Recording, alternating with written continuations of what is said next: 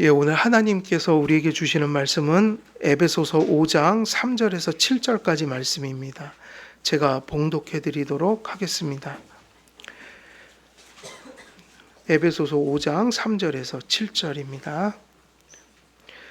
음행과 온갖 더러운 것과 탐욕은 너희 중에서 그 이름조차도 부르지 말라. 이는 성도에게 마땅한 바니라. 누추함과 어리석은 말이나 희롱의 말이 마땅치 아니하니 오히려 감사하는 말을 하라. 너희도 정녕 이것을 알거니와 음행하는 자나 더러운 자나 탐하는 자 곧 우상 숭배자는 다 그리스도와 하나님의 나라에서 기업을 얻지 못하리니 누구든지 헛된 말로 너희를 속이지 못하게 하라. 이로 말미암아 하나님의 진노가 불순종의 아들들에게 임하나니 그러므로 그들과 함께 하는 자가 되지 말라. 아멘. 오늘은 3절에서 7절 말씀 중에 4절 말씀 또 새롭게 또 나아가도록 하겠습니다. 오늘은 4절 말씀입니다. 4절 말씀은 누추함과 어리석은 말이나 희롱의 말이 마땅하지 아니하니 오히려 감사하는 말을 하라, 이 구절인데요. 4절에서는 그 3절에서 언급한 그 성적 부패, 그래서 우리가 3절은 뭐를 다루었죠? 성적인 부패에 대해서 경계한 말씀이잖아요. 그래서 이 성적 부패가 3절에서 언급됐고 4절도 논리정연하게 이게 그대로 이어지고 있는데 내용이 바뀌어집니다. 어떤 의미냐면 3절에서 성적 부패를 이야기했다면 4절에서는 그 성적 부패가 언어로 나타나고 태도로 나타나는 것을 의미하는 겁니다. 그러니까 이 성적 부패는 행위로 나타나지만 사실은 행위로 음행하고 간음하고 이런 걸 노골적으로 드러내는 사람은 또 숫자적으로 보면 이런 사람들보다는 많을 수가 없어요. 다시 말하는 건 행동으로 보통 못하잖아요. 체면이 있고, 그죠? 남들의 눈이 있고, 그러니까 안 하는데 어떤 식으로 그걸 사람들이 푸냐면 다 말로 풀어요. 태도로. 말 있죠? 언어. 그래서 우리 사실은 회사 가거나 학교 가면요, 앉으면은 음담패설하고 이런 것이 마치 그게 세상 살아가는 지혜인 것처럼 여기는 사람들도 있어요. 그리고 실제로 그런 책까지 사서 보면서 그렇게 얘기를 해요. 사회생활 잘하려면 유머와 위트가 넘쳐야 되는데 이런 것들을 해야지 이렇게 윤활유가 돼서 인간관계도 좋아지고 그러면서 가르치죠. 근데 그게 뭐 저도 군생활 다 해보고 사회생활을 목사라고 안 하는 게 아니에요. 사회하고 똑같이 들어가서 다 보고서 합니다. 근데 세상에는 그런 게 가득해요. 이상하게도 법은 성희롱, 성추행 같은 거 엄청나게 민감하게 하면서 실제로 보면 이런 거로는 뭐 영화, 뭐 문화 있잖아요. 엄청나게 태폐적이에요, 지금. 이상하게 또 법은 그런 것도 엄청나게 강하게 해요. 요즘에 정말 조심합니다. 사람들 많은 데 가면 이렇게 스쳐 지나가잖아요. 조심해야 돼요. 식당 같은 데 사람 많아갖고 지나가다가 모르고 툭 쳤는데 지난번에 보니까 그래서 소송 걸렸잖아요. 사람들 많아서 이렇게 스쳐 지나갈 수 있어요. 근데 여성분들의 몸을 이렇게 쑥 이게 모르고, 근데 이게 그분들이 고발하면 법이 무서워졌어요. 항상 피해자 쪽의 증언이 더 중요해요. 모르고 그렇게 지나갈 수 있잖아요. 그게 참 신기해요, 세상은. 법은 그렇게 강해지는데 문화는 더 더러워지고 있어요. 이해되세요? 근데 이게 왜냐면 이게 기독교와 세상의 차이인 거예요. 기독교는 행위만이 아니라 어찌 보면 그 행위를 어디서 나왔다는 걸 강조해요. 마음이요. 그래서 하나님이 마음을 보신다. 그래서 너희들이 행음하지 않았을지라도 마음의 음욕만 품었어도 그게 행음한 거다. 간음한 거다. 이유가 뭐죠? 기독교는 내면을 중시해요. 더 내면을 얘기를 해요. 그러니까 행동은 누구나 행동 안 하면 모릅니다. 근데 은밀한 중에 보시는 하나님 앞에 똑바로 살아라. 그건 내면을 얘기할 수밖에 없는 거예요. 그리고 그것이 어디로 나타나요? 행동으로 못해도 언어로 나타나요. 여기까지 사람들은 자유롭게 여기죠. 그러니까 세상에는 그렇게 그런 것들이 발달돼 있어요.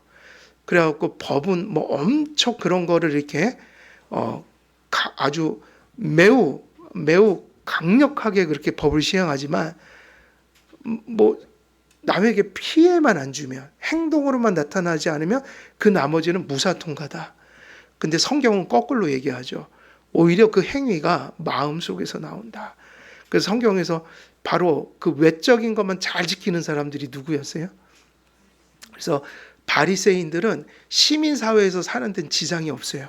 시민사회에서 시민으로서 살아가는 거. 윤리가 그만큼이니까. 근데 기독교인으로 사는 거는 내면을 지키고 살아야 돼서 힘든 거예요. 내면이요. 오히려 밖에서 나타나는 것은 겸손해야 돼요. 그거는. 왜냐하면 내면은 다 누구나 부패가 있기 때문에 외면으로 아무리 잘해도 나도 내면으로는 늘 허물어지고 죄성을 가진 존재지하면서 겸손하게 살아야 됩니다. 밖으로 나타난 것 갖고 함부로 남 정죄하지도 말고 밖으로 나타난 것 가지고 내가 저 사람보다 낫다고 생각하지도 말고 항상 우리는 내면 지키는 게 얼마나 힘든 것인가 따지고 보면 저 사람이나 우리나 다 죄짓고 살아가는 존재들이다. 그러면서 남을 신경 쓰지 말고 어디다 신경 써야 돼요? 내 내면 생활이요. 그래서 바리새인들은 시민으로서 살아가는 데는 아주 1등 시민이에요. 왜냐하면 보이는 거는 끝내주게 했으니까요. 남에게 피해를 안 줘요. 근데 그 내면에는 누가 없었어요? 하나님이 없었다고요. 지금 그 얘기 비슷한 얘기를 하고 있어요. 3절에서 음행을 얘기했는데요.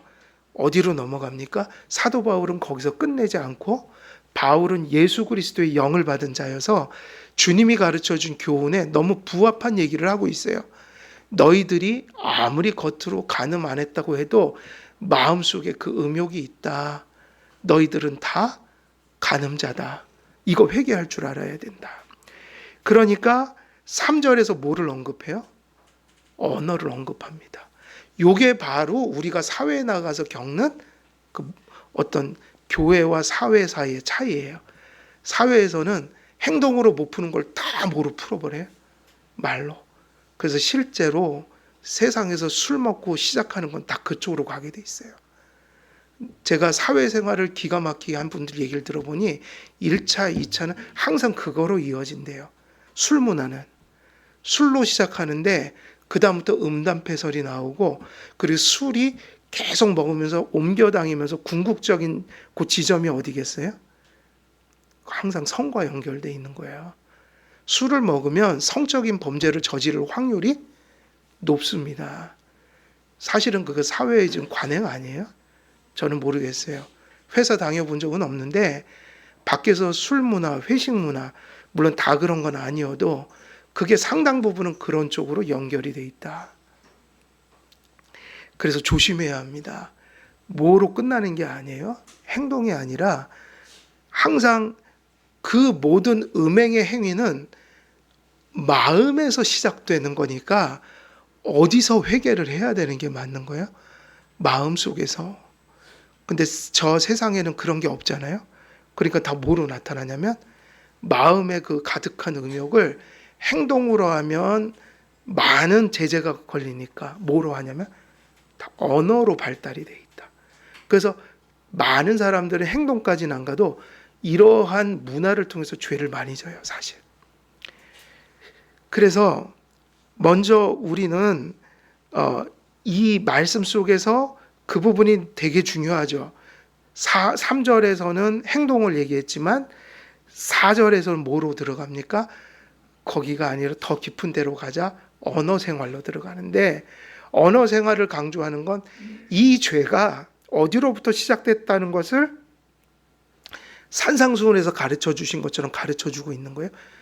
바울과 예수님의 교훈은 일치한단 말이에요. 마음에서. 그래서 신앙은 어떻게 하냐면 사람에게 보이기 위한 게 아니라 이걸 잘해야 된다. 은밀한 중에 보시는 하나님을 의식하는 거예요.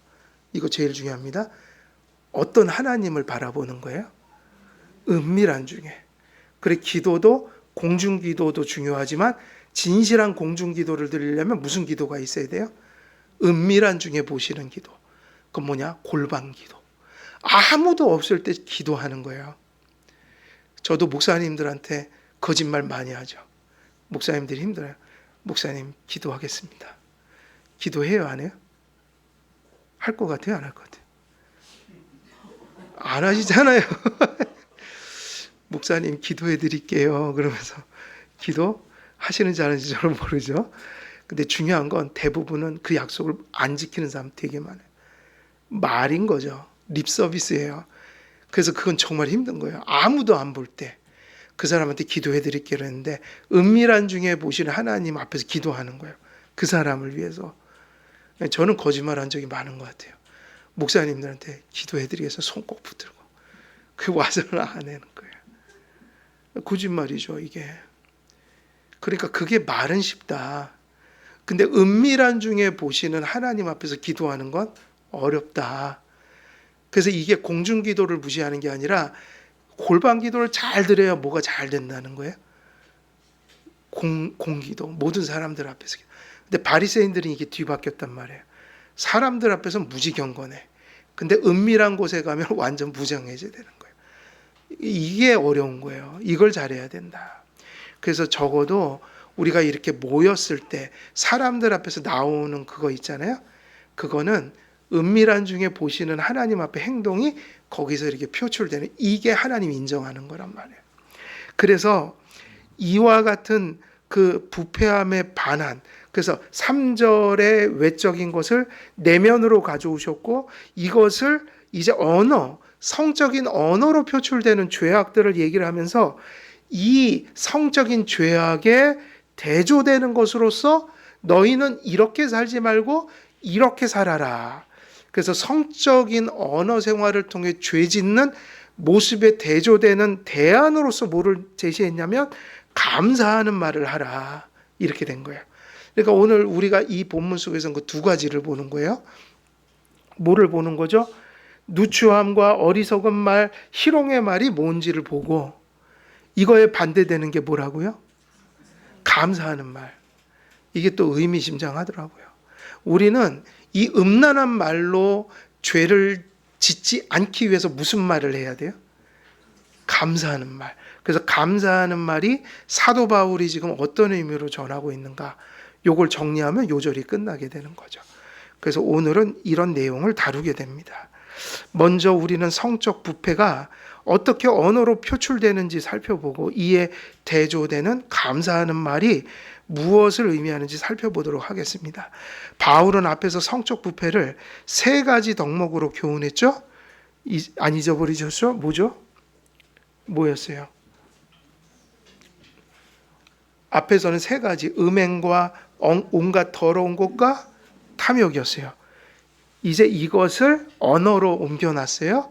그럼 그게 뭐냐면 누추함과 어리석은 말과 희롱의 말이에요. 그래서 앞에와 마찬가지로 뒤에서도 세 가지 덕목을 바울이 이어갑니다. 그래서 4절에서 역시 이 죄악이 언어로 표출되는 또 다른 세 가지 덕목으로 나타난다고 바울이 가르치고 있고 3절에서 바울은 성적인 부패 세 가지를 얘기할 때 이 얘기를 붙였기 때문에 4절이 암시되고 있는 거예요. 3절에서 무슨 얘기했어요? 너희 중에서 그 이름조차 어떻게 하지 말아라? 음행, 그리고 온갖 더러운 것, 탐욕이죠? 이건 행위란 말이에요. 근데 이런 것이 행위로 나타나지 않더라도 이것을 너희 중에서 그 이름조차 부르지 말라. 이건 어디까지 간다는 얘기예요? 입으로도 더럽힐 수 있다는 거예요, 자기를. 이게 어렵습니다. 근데 이게 그러니까 사회에 가면 얼마나 이게 안 맞는 겁니까? 사회생활을 어떤 사람도 그렇게 생각하니까 거예요. 이런 것쯤은 해야지 사회생활이 원만해진다. 항상 그게 그 죄를 짓는 이유가 원만해진다는 거예요. 원만해지기는요. 또 그런 말하다 서로 그죠? 그 예의 없이 굴다가 또 싸우는 일도 무지 많아요. 모욕감을 느껴서 그런 얘기하다. 그리고 저는 그런 거 많이 봤습니다. 술자리나 심지어는 교인들이 모였는데 거기서 그런 농담을 꺼냈다가 한 사람이 그 모욕감을 느껴서 고소하는 거 봤어요. 소송 걸렸다고요. 그러니까 아니에요. 이런 거 갖고 인간관계 잘하려고 하면 안 돼요. 인간관계는 보니까요.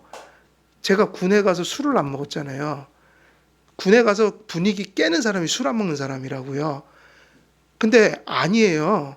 처음에만 좀 힘들어요. 몇 대 맞았더니, 그리고 안 먹었더니 나중에는 인정해 주니까요. 서로들 교회 가라고 등 떠밀더라고요. 그 나중에 신학생 저보다 앞에 왔던 군종병이 잘 나가다가 뒤에 좌절을 해갖고 술 먹고 막 비틀거리고 병장 돼갖고, 그러니까 뒤에 있는 사람들이 야, 네 놈은 그렇게 살면 안 되잖아. 그러면서 안 믿는 사람들이 조언해 주더라고요.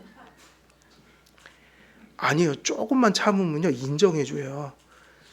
그래갖고 우리는요. 인간관계를 어떻게 원만하게 살아야면 성실함과 진실함으로, 그리고 그 사람들보다 조금 더 희생하면서 일하고, 그리고 그 사람들한테 사랑을 극진히 해보세요.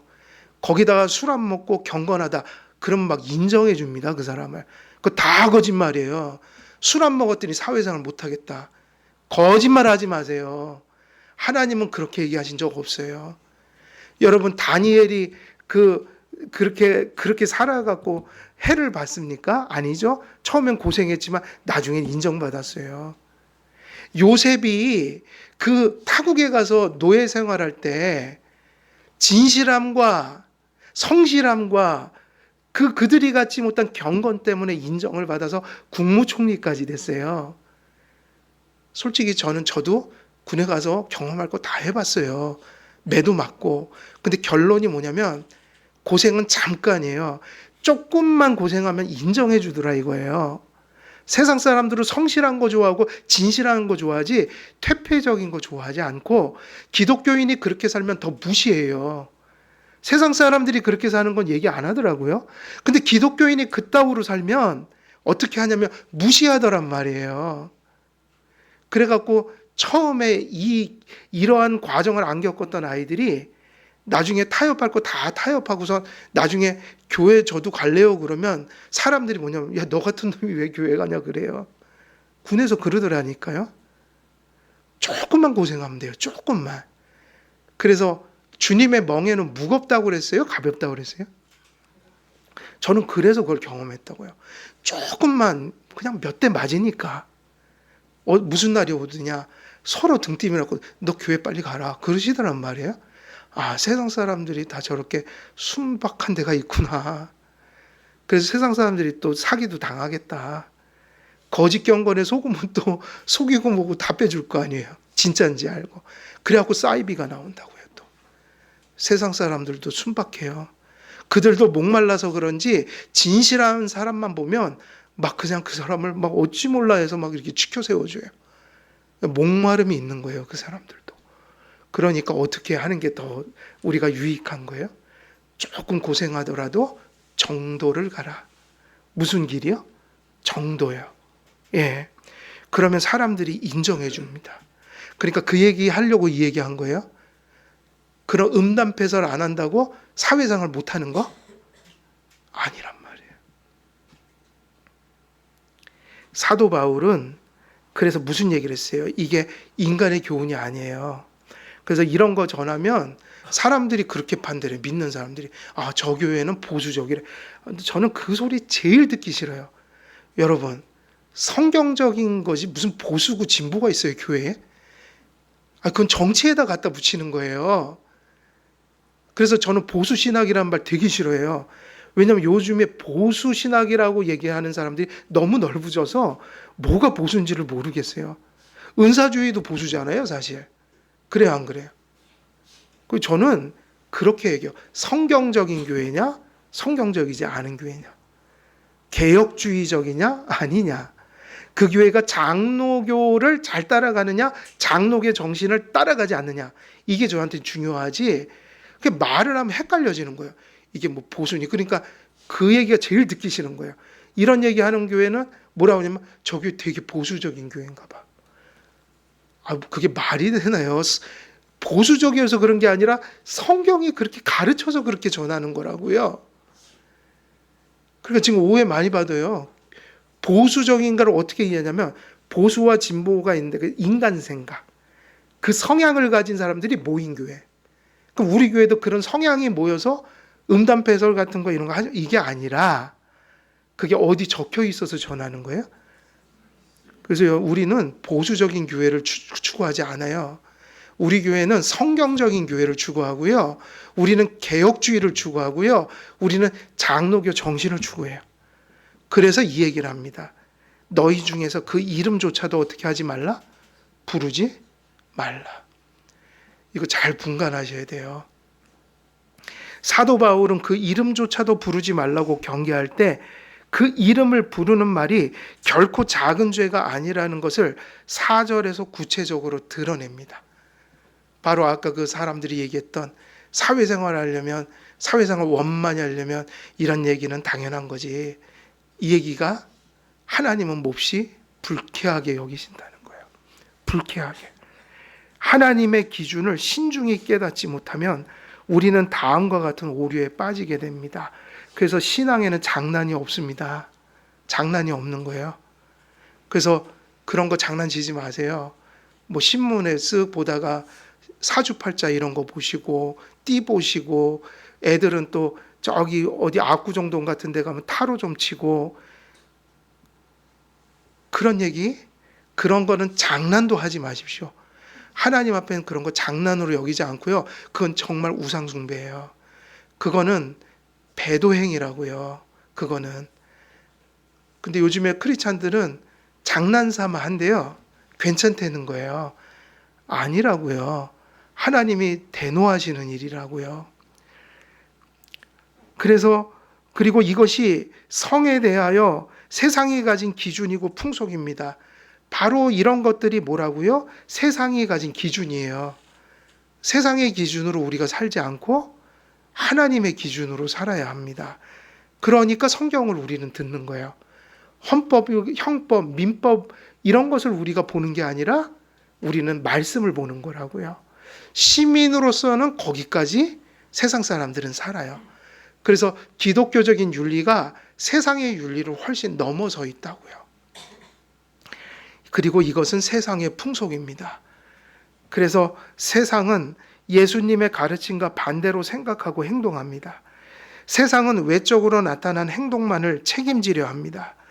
물론 다른 사람에게 들키지만 않는다면, 그것이 행동으로 옮겨지지만 않는다면, 그리고 누군가에게 직접적인 뭐만 안 가면요, 피해만 가지 않는다면 마음속으로 온갖 것을 즐기고 그리고 최소한 법을 피해갈 정도로만 입으로 그것을 다 풀어버린다. 입으로요. 예수님께서는 내면으로 짓는 죄가 외적으로 드러난 죄와 결코 그 본질에 있어 다르지 않으면 오히려 내면에 나타난 죄가 외적으로 드러난 죄의 근원이라고 가르쳐 주셨습니다. 그러니까 예수님께서 가르쳐 주신 것은 외적으로 나타난 거의 근원이 뭐라는 거죠? 내적으로 존재하는 그 죄. 그래서 마태복음 5장 27절에서 28절에는 이렇게 말씀하셨어요. 또 간음하지 말라 하였다는 것을 너희가 들었으나 나는 너희에게 이르노니 음욕을 품고 여자를 보는 자마다 마음에 이미 뭐 했느니라? 간음하였느냐. 이게 이제 산상수훈의 기준이에요. 그 다음에 마태복음 15장 19절에 보면 마음에서 나오는 것은 악한 생각과 살인과 간음과 음란과 도둑질과 거짓 증언과 비방이니 그랬으니 이 모든 행위들이 사실은 어디서 나온 거예요? 마음이요. 그러니까 이것을 단 하나도 아주 정교하게 사람들 눈앞에서 행하지 않는 사람이 있죠? 그래서 그런 사람들을 가리켜 뭐라고 그래요? 법 없어도 살 사람이다. 근데 이 사람들은 그 확신 때문에 구원을 못 받는 거예요. 마음으로 얼마나 많은 걸 즐기고 살겠어요. 이게 없는 사람은 없으니까요. 그래서 전에 어떤 분이 그 얘기를 하더라고요. 자기는 인생을 살면서 한 번도 누구에게 이런 피해를 준 적이 없다는 거야. 누가 봐도. 그 자식들도 존경한대요, 자기를. 그래서 본인은 종교를 의지하지 않는데요. 의지로 사는 거다. 예. 근데 그분이 얘기하는 의지가 뭐냐면 계속 들어보니까 계속 그 얘기를 반복하고 있어. 나는 그걸 하지 않았다는 거예요. 맞죠? 호적 뒤져보면 안 하셨겠죠. 묻는 거야. 당신은 욕심도 없고 음란도 없고 누굴 미워한 적도 없냐? 그런 게 없는 사람은 세상에 없나니 하나도 없다. 그러니까 그 확신 때문에 누구를 안 믿는 거예요? 회개도 안 하고 예수님 안 믿는 거예요. 이걸 보는 게 얼마나 큰 복인지 몰라요. 이걸 보는 게요. 세상은 이 진리를 알지 못하는 동시에 완악함으로 이 진리를 거부합니다. 말씀과 성령으로 거듭나 내 안에 뭐가 있음을 깨닫지 못하면, 그래서 이게 너무너무 중요합니다. 죄를 깨닫되 무슨 죄를 깨달아야지 지금 이 죄에 안 빠지게 됩니까? 원죄야. 오리지널 신. 오리지널 신. 오리지널 신은 뭘 한 게 아니라 그냥 태어날 때부터 가지고 나온 죄죠. 아담 안에서 죄인 되었다 할 때 바로 그거. 아담의 죄책과 아담의 오염을 태어날 때 그대로 가지고 나온 거예요. 죄책을 전가받고 그 형벌로서 부패되어 죄인으로서 태어난 거죠. 원죄는 무얼 한 게 아니라 우리가 무얼 하는 모든 것들이 나오는 셈이에요. 셈이다. 그것은 그 근원이다. 그래서 성령과 말씀으로 자기 죄를 진정 깨달은 사람은 자범죄를 회개하기도 하지만 뭐를 인식해요? 원죄요. 그래서 뭐를 해갖고 회개하는 게 아니라 그저 그동안에 하나님 없이 숨쉬고 살았던 삶이 다 죄였군요. 저는 그걸 주장하는 거예요. 뭐를 해서 죄인이 아니라 그냥 여기 죄가 함께 있었던 거예요. 그래서 제가 고2 때 회개하면서 원죄를 회개했다고요. 그걸 깨달은 거예요. 하도 동근이는 착하대, 동근이는 착하대. 또 우리 어머니가 상당히 저를 미화시켜 나갔고 동근이는 착하대, 동근이는 착하대. 그리고 동네 분들이 동근이는 착하대. 그래서 양심에 일말은 있어도 그 얘기 듣는 게 그렇게 싫었다고요. 아무리 생각해도 내가 그 정도 인간은 아닌데. 그러다가 고2 때 회심하니까요. 저절로 그 착하다고 내가 얘기 듣는 게 얼마나 위선이었는지 하나님 앞에 펑펑 울면서 회개했어요. 지옥에 갈 죄인이더라고요. 엄마 태 속에서부터 우리 어머니의 얘기하고는 달리 태 속에서부터 도무지 구제불능해 도무지 예수께서 용서하지 않으면 저 지옥불에 가장 그 뜨끈뜨끈한 아랫목 속에 떨어질 뭐예요? 죄인이었더라고요. 그 죄를 붙들고 1년간 고뇌하면서 씨름을 했어요. 자범죄가 아니라고요. 원죄예요, 원죄. 그냥 존재 자체가 죄인인 거예요. 본성이 죄인인 거예요. 그게 뭐냐? 원죄의식이다.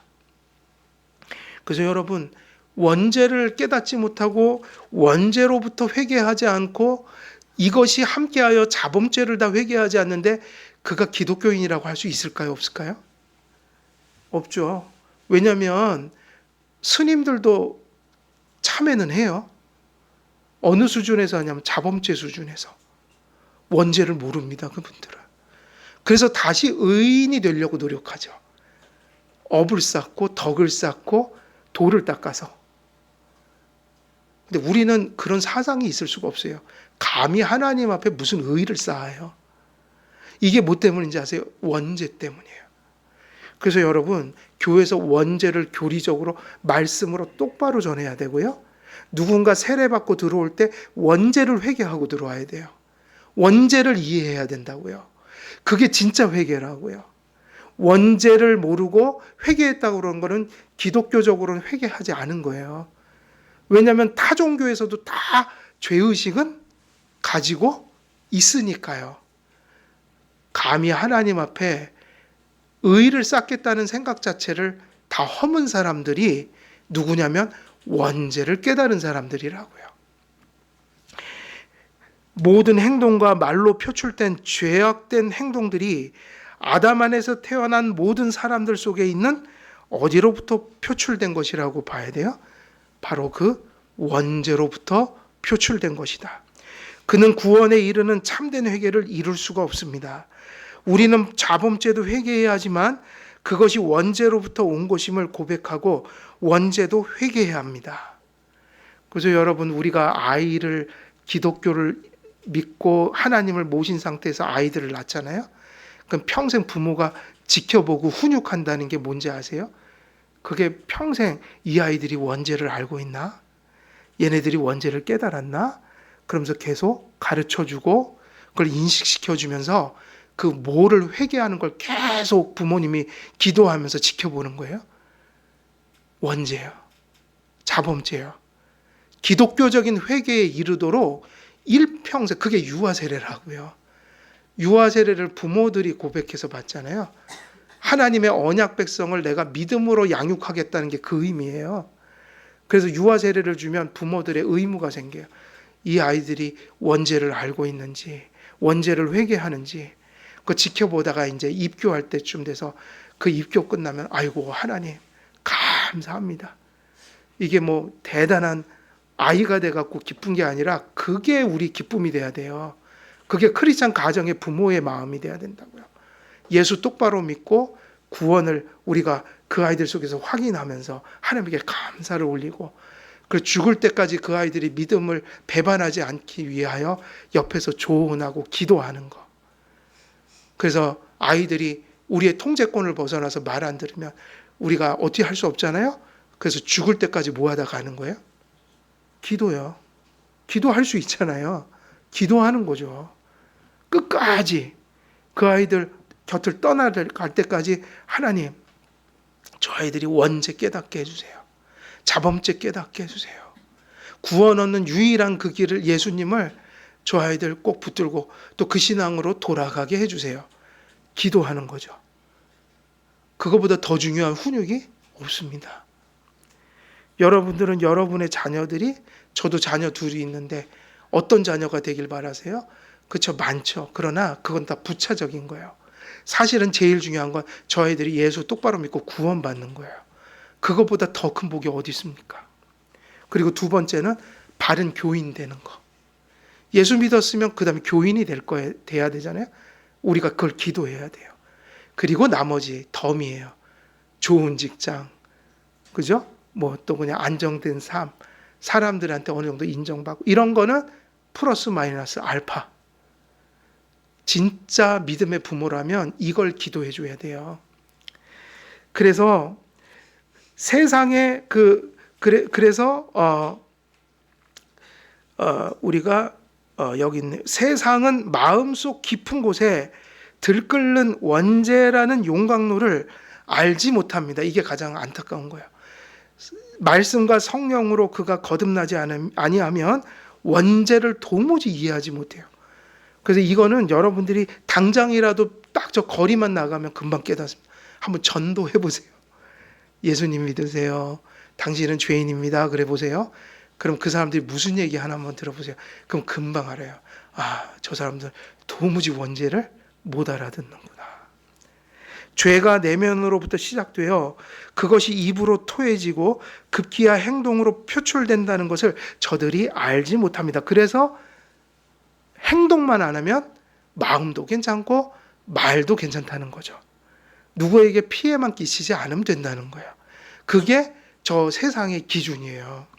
그래서 내면의 죄와 언어의 죄와 행동의 죄가 사실은 어떻다는 걸 인식하셔야 돼요. 동일한 거다. 뭐가 동일해요? 내면의 죄와 언어의 죄와 행동의 죄가 본질에 있어서 동일한 회개할 죄이다.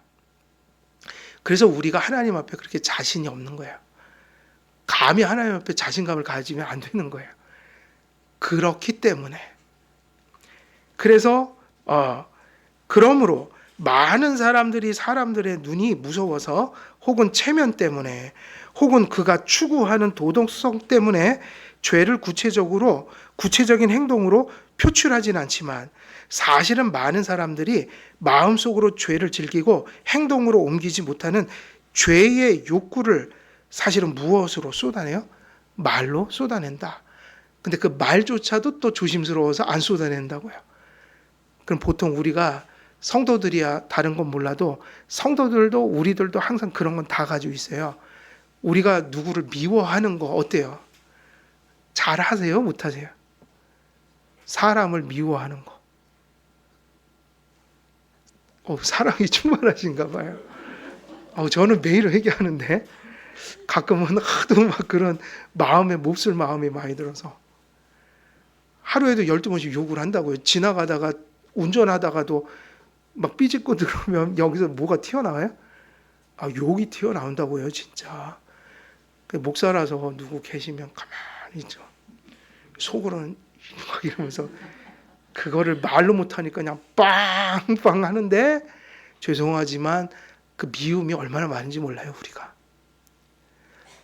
그러니까 이렇게 따지면은 누구를 죽인 거, 누구에게 욕한 거, 저주한 거, 근데 그거하고 뭐가 동일한 거예요, 사실은? 미워하는 거 있잖아요. 똑같은 거라고요. 그래서 하나님 앞에 감히 자신이 없는 거예요, 우리가. 근데 그게 맞는 거예요. 그래서 겸손하게 선을 추구해야 돼요. 그리고 세상에서 제일 재밌는 게 뭔가요? 목사님들도 모이면 제일 많이 하는 게 뭔지 아세요? 뒷담화. 얼마나 재밌어요. 얼마나 재밌는지 몰라요? 입이 근질근질해요.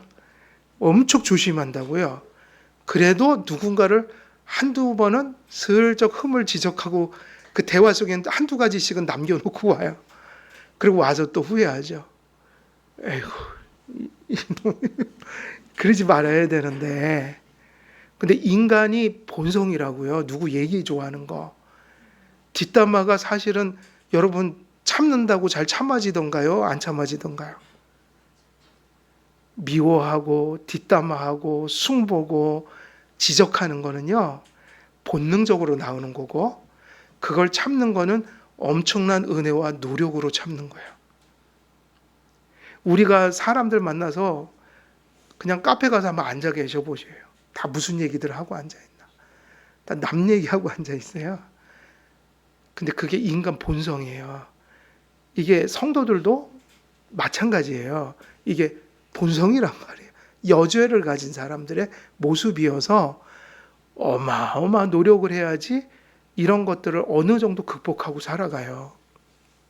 어려워요. 이건 어려운 거예요. 누구나 다 마찬가지인 거예요. 그래서 우리가 뭐와 무엇을 동일선상에서 보는 적어도 교리를 가져야 되는 거예요. 원죄, 자범죄, 그리고 이런 이유 때문에, 원죄 때문에 행동 이전에 언어 이전에 무엇을요? 마음을요. 이것이 성령님의 말씀의 지배를 받지 못하면 사실 똑같이 죄짓고 사는 겁니다. 세상 사람들과 아무 다를 바가 없는 거예요. 그리고 그것을 죄로 알지 못하는 게 더 심각한 거고. 그러나 예수님께서 말씀하신 것처럼 사도 바울은 음행과 더러운 것과 탐심이라는 것이 마음 깊은 곳에서 시작되는 것이며 그것이 말로 표출되는 것을 가르쳐 주면서 그게 본질적으로 동일한 거라고 경계하고 있는 겁니다. 그렇기 때문에 3절에서 그 음행들을 어떻게 하지 말라? 어떻게 했어요? 너희 중에서 그 이름조차도 부르지 말라. 싸움은 어디서부터 시작되냐면 여기서부터죠. 바울은 단지 행동만 하지 않으면 괜찮다는 생각을 경계합니다. 우리가 싸울 전쟁터는 먼저는 나의 깊은 시면, 마음으로부터 시작해야 하고 그리고 입술과 혀에 있습니다. 우리 합신의 그 초창기 이 학교를 세웠던 박윤선 박사님 계시잖아요. 근데 그분이 보면 그분의 삶의 치부가 있어요. 사실은 없는 사람은 없어요. 근데 그건 그거대로 잘못한 건 잘못한 거니까. 그런데 그분이 그래서 그런지는 몰라도 그분은 또 우리가 정말 배워야 될 게 하나 있는데, 그분은 어찌됐든 삶을 살면서 기도할 때 보면 뭔 죄가 그렇게 많이 지어서 그러신지 항상 그 처음에 회심할 때 그 죄 많은 사람 주님 앞에 돌아올 때 회개하듯 그렇게 회개를 열심히 하시는 분이에요. 세상에서 자기가 제일 죄 많은 사람처럼 그렇게 앉아서 눈물을 흘리면서, 그게 거짓이 아니에요. 그러니까 삶을 살면서 그런 분도 또 죄를 짓죠. 그렇지만 저는 그게 진정성 있는 회개였다고 봐요. 그래서 그분을 뭐 비판하는 분도 계시지만 저는 그분의 경건이 사실이라고 생각하거든요. 삶의 치부가 있긴 하죠. 그런데 그분이 남겼던 유명한 말씀이 있어요. 자기 자신에 대해서 자기를 이야기할 때 그렇게 했어요. 자기의 존재를 뭐라고 그랬냐면, 내가 70 먹은 죄인이다, 이렇게 얘기를 하시는 거예요. 70살 때 고백한 자기의 모습이에요.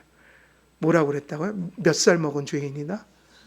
예, 70살 죄를 쌓은 죄인이라는 거예요. 80세 때 물었으면 뭐라고 그랬을까요? 제가 80 먹은 죄인이다. 저는 그거는 성경에서 온 사상이라고 봐요. 아무도 이 앞에 겸손을 잃어서는 안 된다. 입술과, 그래서 우리가 싸울 전쟁터는 먼저는 나의 깊은 심연, 마음으로부터 시작해야 하고, 그리고 입술과 혀에 있어야 합니다. 마음에서 지고 혀에서 지고, 그러면 어디서 제어할 수는 없는 거예요. 이미 행동이에요. 거기서 이미 다 나타나는 거예요. 다시 말하면 마음에서 지고 혀에서 지면 이미 뭐에서 졌다고 봐야 돼요? 그건 당연히 행동에서도 질 수밖에 없는 싸움이다. 이미 마음과 혀가 점령한 죄는 사실은 우리의 행동에서 우리를 지배한다고 보아야 합니다. 마음과 언어만큼 나오지 않을지라도 그가 보이는 어떤 행동은 그래서 누구의 마음을 가리키는 거예요? 그 사람의 마음을 결정짓는 거라고요. 성도는 마음이나 입술이나 행동의 죄를 모두 심각히 여겨야 합니다. 이 진리를 세상 사람들이 알지 못하고 받아들이지 못하기 때문에 말로 죄악을 즐기는 일을 대수롭지 않게 여깁니다. 불신자들의 불경건한 그 말장난과 그 불경건한 농담에 성도들은 사실은 동조하면 안 되는 거예요. 그 사람들의 그 농담과 말장난 속에 신성모독이 가득하다고요. 그 사람들의 농담 속에 어마어마한 것들이 들어있다고 그래요. 그래서 가끔은 저는 오락 프로그램이나 어떤 TV에서 그런 데서 사람들이 거의 말장난으로 다 예능이 돼버렸잖아요. 상당히 모든 프로그램이 거의 예능이 지배하고 있어요. 다 장난이에요. 보면 삶이 장난이에요. 그러니까 대부분의 프로가 다 뭐라고요? 예능이라고요. 근데 그 사람들이 툭툭 내뱉는 게 우리의 교리에 어긋난 얘기도 가끔 해요. 그리고 뭐 기독교가 얼마나 유명해졌는지 벌써 그게 대중화가 됐나 봐요. 뭐 이상한 말 이렇게 실수하면 야 방언하냐? 그럼 거기가 기독교 문화가 있어요. 또 연예인들끼리 그 공중파에서 그래요. 또 그런 거는 또 제재를 안 하대요. 또 뭐 종교 편향이라고 안 하고. 그 방언하냐? 막 그러면 또 깔깔대고 다 알아듣고 웃어요. 장난 놀고 있는데 그 말을 가만히 들어보면 성적인 거, 뭐 동성애 다 들어 있어요. 신성 모독적인 말을 가끔 해요. 그래서 불신자들의 불경한 그 말장난과 농담에 동조하지 않으면 그들은 그런 그리스도인들을 재미없다고 얘기하고 융통성 없는 꽉 막힌 사람이라고 취급합니다. 그리고 그런 마음과 태도에서 나온 허망하고 불경건한 그 말장난을 피하거나 동조하지 않으면 요즘에는 그 사람들을 가리켜 뭐라고 얘기를 해요? 꼰대라고 하죠. 예, 그런 얘기를 듣기 일쑤죠. 분위기를 맞추려고 꼰대가 되지 않으려고 가끔은 착한 마음을 가진 분들이 그걸 이기지 못해서 말장난과 농담에 휩쓸리기도 합니다. 특히 저 아이들 고등학교, 중학교 다니는 아이들이 그죠? 신앙이 아주 좋지 않으면 그런 마음의 압박감을 가끔은 느낄 것 같아요. 예. 그러나 사도 바울은 행동으로 범한 죄나 마음과 입술로 지은 죄가 하나라고 말합니다. 원죄부터 자범죄가 나오고 죄는 마음에서 입으로 그리고 행동으로 나타나는 것이기 때문인 거죠. 그래서 누추함과 상스러운 농담들, 그것들은 보통 성적인 내용으로 나타나곤 합니다.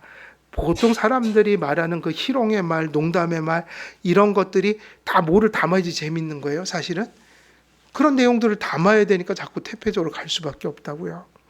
그리고 세상은 그것을 즐기고 당연시하고 심지어는 사회생활을 하는데 필요한 유머와 위트로 미화하기도 합니다.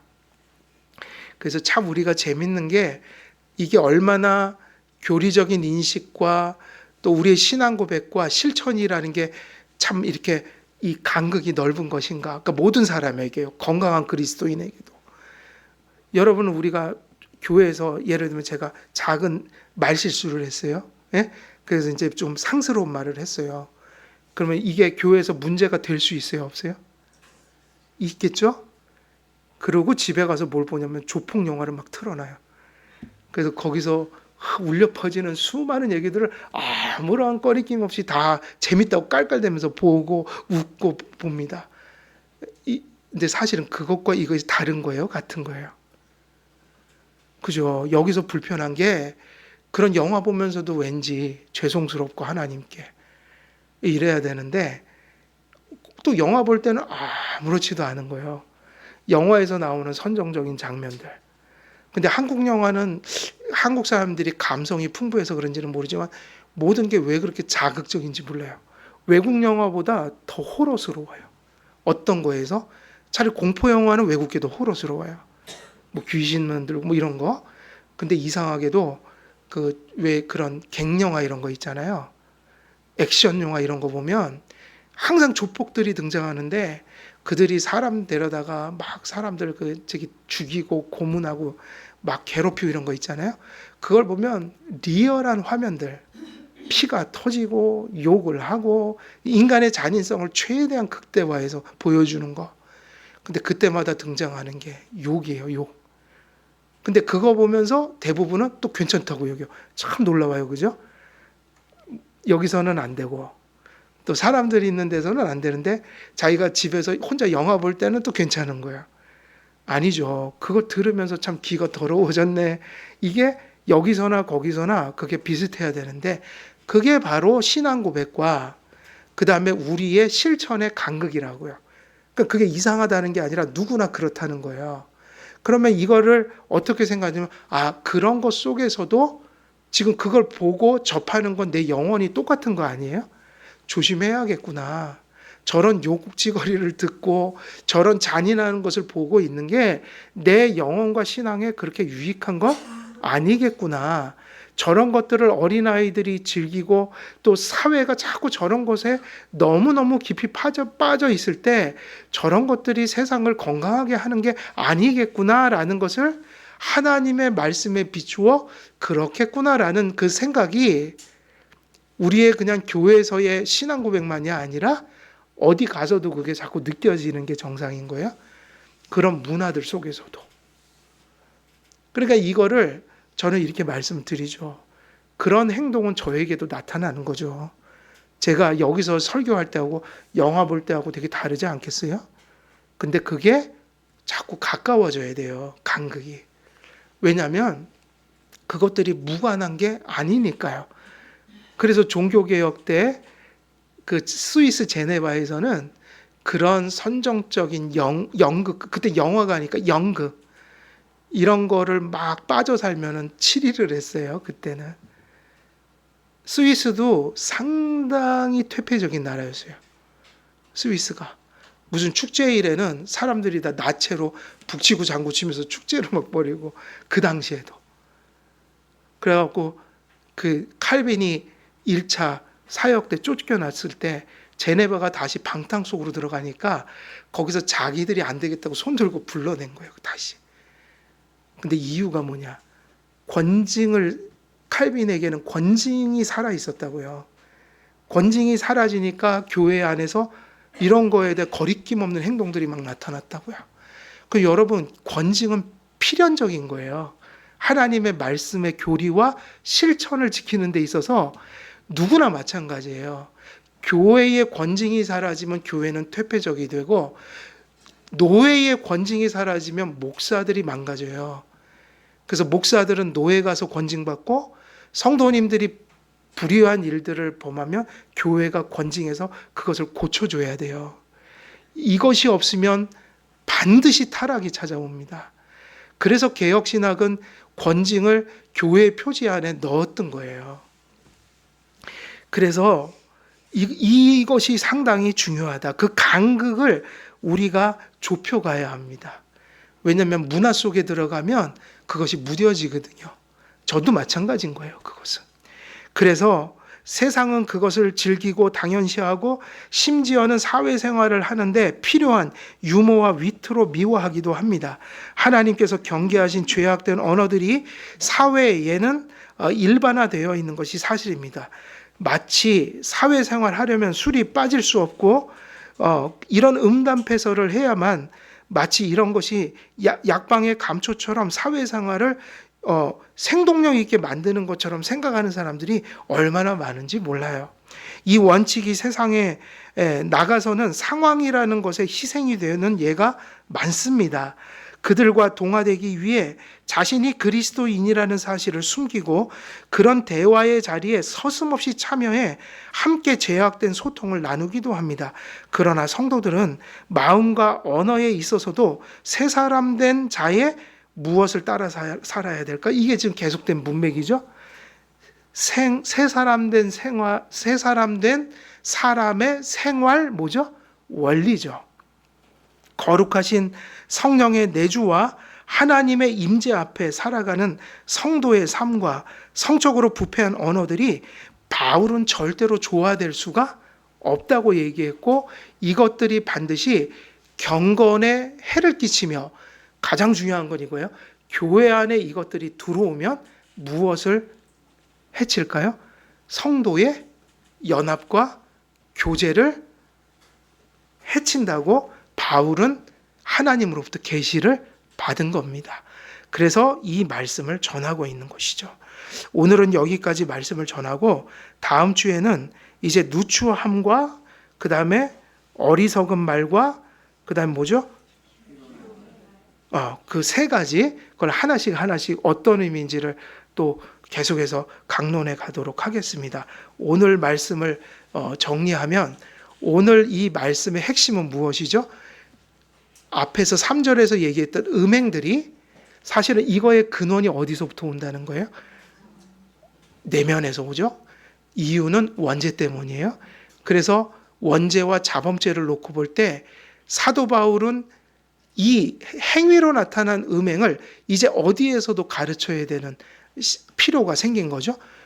언어 생활 속에서, 그리고 그들의 내면 생활 속에서, 그리고 진정한 이 음행이라는 부덕을 치유하는 길은 복음과 하나님의 말씀, 그 믿음과 회개 안에서 성령의 충만함을 받아 이것이 어디로부터 이게 씻겨져 나가야 되는 거냐면 사실은 내면인 거죠. 그 다음엔 어디냐면 우리의 혀인 거예요. 그리고 이제 어디서요? 이것이 행위로서 우리가 다루어져야 한다. 바울이 이 부분을 우리에게 전하고 있는 것입니다. 우리 한길교회 성도님들도 우리가 3절에서 함께 받았던 그 교훈을 이제 마음과 언어의 생활에까지 확장하여 그곳에서 거룩한 성화를 이루는 우리 한길교회 성도님들 다 되시기를 우리 주 예수 그리스도의 이름으로 간절히 축원드립니다. 살아계신 하나님 아버지, 오늘도 음행에 관련된 그 부덕들을 이야기하며 하나님께서 우리에게 주신 새 사람의 생활 원리들을 또 계속 전하고 있습니다. 특별히 이러한 모든 덕들이 우리의 행위에 멈추는 것이 아니라 우리의 마음과 우리의 언어 생활 속에 또한 성화되어 열매로 맺혀질 수 있도록 하나님 함께해 주옵소서. 감사드리오며 우리 주 예수 그리스도의 이름으로 기도드리옵나이다. 아멘.